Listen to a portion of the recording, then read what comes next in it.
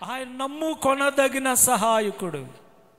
2వ వచనంలో కోరాహు కుమారులు అంటారు, అందుకనే కావున భూమి మార్పు నొందినను, నడి సముద్రములో పర్వతాలు మునిగినను, వాటి జలములు ఘోషించుచు నురుగు కట్టినను, ఆ పొంగునకు పర్వతములు కదిలినను, మనము భయపడము.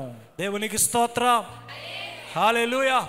చూడండి ఎంత అద్భుతమైన మాట చెప్తున్నారు. దేవుడు నాకు ఆశ్రయముగా ఉన్నాడు గనుక, ఆయన నాకు ఆధారంగా ఉన్నాడు గనుక, ఆయన ఆపదలో నాకు నమ్ముకొనదగిన సహాయకుడిగా ఉన్నాడు గనుక, ఆయన నాకున్నాడు గనుక భూమి మార్పు నొందేసిన, నడు సముద్రాల్లో పర్వతాలు నడి సముద్రంలో మునిగిపోయేటంతటి పరిస్థితి వచ్చేసిన, సముద్ర జలాలు ఘోష పెట్టి వచ్చి నురగల కట్టి వచ్చి నన్ను ముంచేసేటంతటి ప్రమాదం నాకు వచ్చిన, మనం భయపడం.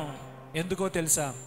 మనకు ఆశ్రయమైన దేవుడు ఉన్నాడు, మనకు దుర్గముగా ఉన్న దేవుడు ఉన్నాడు, ఆపత్కాలంలో మనం నమ్ముకొనదగిన దేవుడు మనకున్నాడు.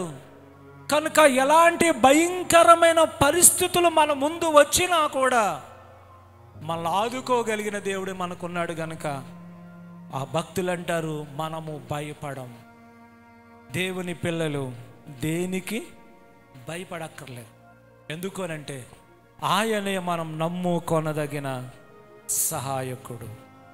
నీ ఆపదలో నిన్ను ఆదుకున్న దేవుడై ఉన్నాడు. నీ కష్టంలో 7వ వచనంలో చదివితే, నీ కష్టంలో ఆయనకు తోడుకున్నాడు. సైన్యములకు అధిపతి యెహోవా మనకు తోడై ఉన్నాడు అంటాడు. చూడండి, ఆయన సైన్యాలకు అధిపతి అయిన దేవుడైన యెహోవా, దేవుడు మనకు తోడుగా ఉన్నాడు. ఏ కష్టముల గుండా నువ్వు వెళ్తున్నా, ఏ బాధల గుండా నీ జీవితం వెళ్తున్నా, ఏ శ్రమల గుండా నీ బ్రతుకు వెళ్తున్నా, ఎలాంటి ఆపదల గుండా నీ జీవితం వెళ్తున్నా, ఎన్ని కష్టాలలో నుంచి నీ జీవితం పోతూ ఉన్నా, ఎన్ని భయంకరమైన అనారోగ్యాలు గుండా నీ జీవితం వెళ్తున్నా, దేవుడు నీకు తోడుగా ఉన్నాడు. ఆయన నీకు ఆదుకునేవాడుగా ఉన్నాడు. ఆయన ఆదరించగలిగిన దేవుడు.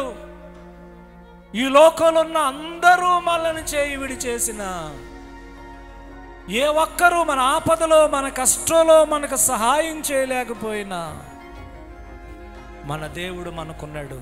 మన నమ్ముకునే దేవుడు మనకు సహాయం చేసి మనలను నడిపించే దేవుడు. ఆయన మనకు ఆశ్రయం. నువ్వు ఎలాంటి పరిస్థితిలోనైనా దేవుణ్ణి ఆశ్రయించవచ్చు. ప్రభువా, నీవే నాకు ఆశ్రయం, నువ్వు తప్ప నాకు ఎవరు లేరయ్యా, నీవే నా ఆధారం ప్రభువా, నీవు తప్ప నాకు ఎవరు లేరు తండ్రి అని దేవుని ఆశ్రయించినట్లయితే ఆయన ఖచ్చితంగా నీ జీవితంలో నీకు సహాయం చేసి నిన్ను నడిపించగలిగిన గొప్ప దేవుడు మనకున్నాడు. ఆయన మనల్ని విడిచిపెట్టే దేవుడు